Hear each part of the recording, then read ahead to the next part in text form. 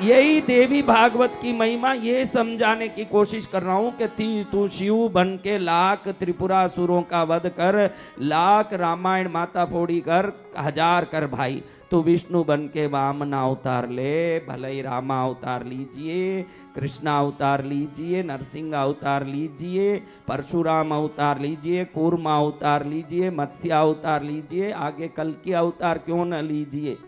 आप अगर किसी को भी घर में खड़े करके बोलें कि प्यार किस पर ज़्यादा आता है, तो एक व्यक्ति सरलता से तुरंत माँ कहता है। मेहनत की यहाँ बात नहीं है, यहाँ बात दिल लगने की है, दिल माँ पर ही लगता है। ये बात किसकी है? दिल की।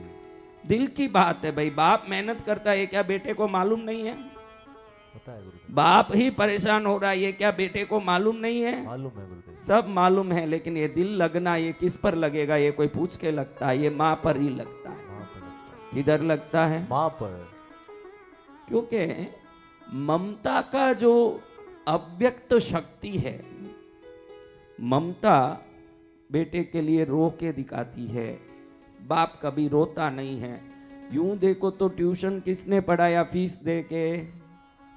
स्कूल किसने भेजा पैसा दे के? बाप ने। हाँ, कपड़े किसने सिलाए अपने पैसे दे के? पापा ने। फटाके किसने दिलाए पैसे दे के? पापा ने। गुलाल किसने दिलाया पैसा दे के? बाप ने। हर जगह बाप आगे खड़ा है, अपने पसीने का एक एक बूंद बेटे को द्रव्य बना के दे रहा है। फिर तो पूरा दिल बाप के प्रति गदगद होना चाहिए कि नहीं? माँ देखो, आप बोलो, आज सोचो, कभी शायद सोचने को आपका अवसर नहीं मिला हो, आज हम सोच लेते हैं। कभी आपके जीवन में एक बार आपको कभी माँ ने फटाके दिलाए हैं? हैं? दिलाए फटाके? दिलाए? किसने दिलाए? अब जो बाप दिवाली का कारण बना, जो बाप होली का कारण बना, जो बाप जीने का कारण बना, जो बाप पढ़ाई का कारण बना, जो बाप हम कुछ बनने का कारण बना, ये दिल माँ पर क्यों लगता है? क्योंकि ये बाप हजार कारणों का कारण बन जाएं, इन कारणों के भी मूल कारण है माँ प्रकृति की वो परम शक्ति। इसलिए प्राकृतिक रूप से हमारा मन माँ पर ही लगता है। ऐसे कैसे महाराज? बाप इतना करता है, फिर हमारा मन माँ पर क्यों लगता है? आज ये विशेष रहस्य हमको जानने जैसा है। जिस बाप पर हमारा दिमाग नहीं लगता और माँ पर मन लग जाता है, उसका कारण उस बाप को भी किसी माँ ने ही जन्म दिया, इसलिए माँ पर ही दिमाग लगेगा। तो जो बाप इतना कुछ कर लेता है, उस बाप को इतना करने की क्षमता जो आई, उस बाप को भी बनाने वाली कौन थी? इसलिए प्राकृतिक रूप से ही हमारा मन माँ के प्रति झुकाव रखता है। कोई एक आधा होगा नालायक संसार में जो माँ को नफरत करता होगा, पूरा संसार मातृत्व के प्रति नतमस्तक होता है।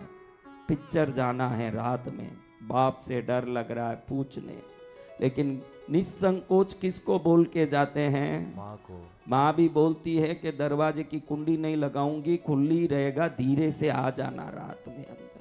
सत्य वचन गुरुदेव। कितने ही बापों को मालूम नहीं है कि उनका बेटा कितनी बार रात में बाहर घूम के आया, आज तक बाप को पता ही नहीं है। माँ को सब कुछ पता है, उस चोरी में खुद भी भागीदारी करती है। हाँ, ये ममता प्राकृतिक रूप से सभी जीवों को, एक बछड़ा, कोई भी बछड़ा बछड़ी हो, जाके अपनी माँ को चाटता है कि बैल को चाटता है? आपने देखा है कभी?